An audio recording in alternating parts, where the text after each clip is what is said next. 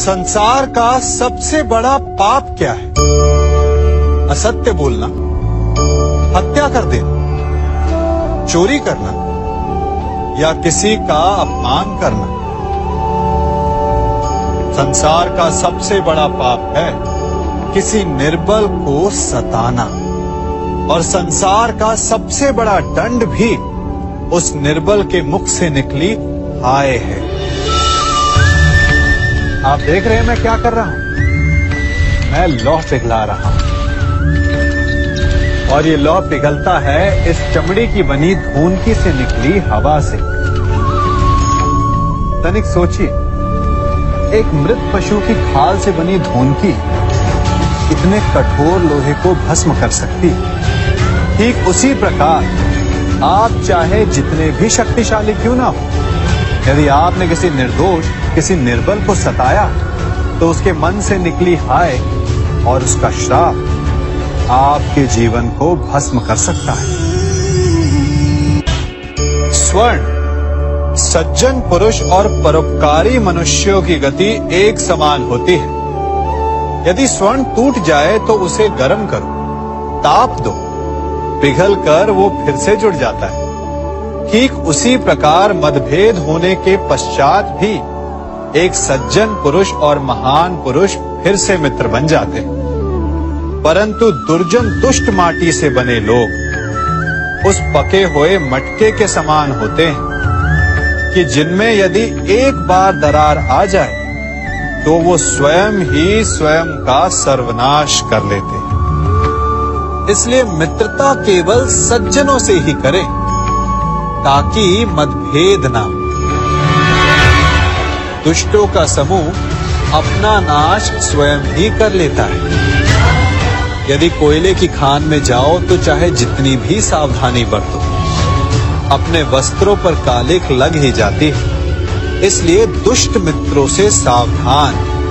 सज्जन शत्रु प्रत्येक परिस्थिति में श्रेष्ठ है।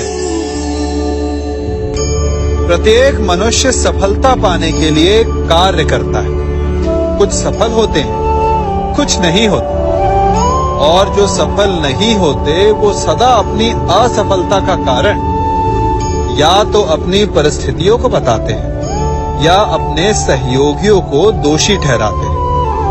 परंतु क्या वास्तविकता में ऐसा ही होता है? क्या कोई परिस्थिति या कोई व्यक्ति किसी की असफलता का कारण बन सकते हैं? उत्तर हां भी है और ना भी। कैसे? आप इस तितली को देख रहे हैं?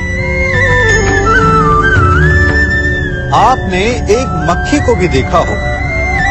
प्रकृति ने दोनों को समान गुण दिए हैं रस पान करने का।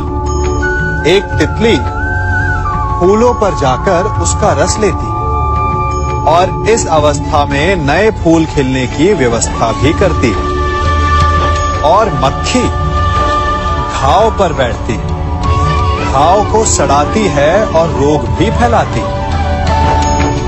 यदि इसमें किसी बात का अंतर है तो केवल सोच का।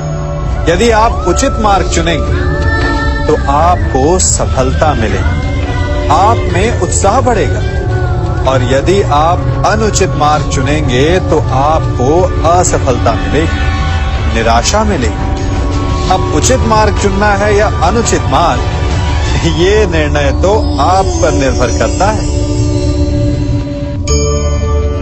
मनुष्य सदा भला बुरा, खरा खोटा, सत्य असत्य की बातें करता है। सत्य को अच्छा मानता है और असत्य को बुरा। परंतु क्या आपने कभी ये सोचा है कि प्रत्येक वस्तु, प्रत्येक भाव का एक महत्व होता है? दोनों ही एक दूसरे के पूरक होते हैं। यदि काला रंग नहीं होगा तो क्या श्वेत रंग की आभा का अनुभव होगा? यदि असत्य नहीं होगा तो क्या सत्य के महत्ता का ज्ञान होगा? यदि बुरा नहीं होगा तो क्या भले पर आपको विश्वास होगा?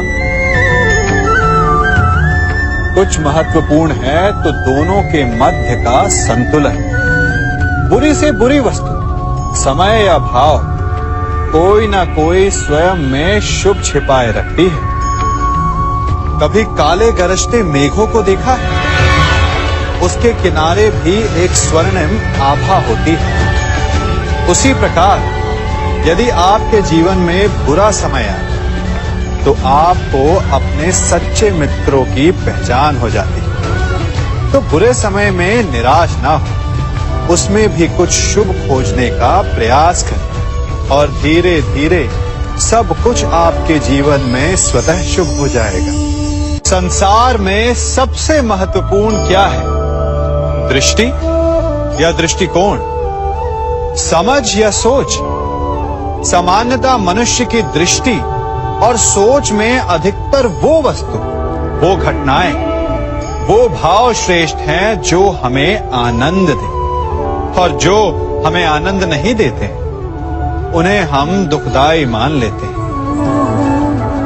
परंतु दृष्टिकोण और सोच को यदि एक भिन्न कोण से देखें तो परिस्थितियां भिन्न सिद्ध हो सकती हैं। जिस प्रकार भीषण गर्मी हमें सुहाती नहीं, परंतु वही गर्मी सागर और नदियों के जल को वाष्पित करती है और हमें मनोरम वर्षा का आनंद देती है, उसी प्रकार भीषण परिश्रम के पश्चात हमें सफलता मिलती है।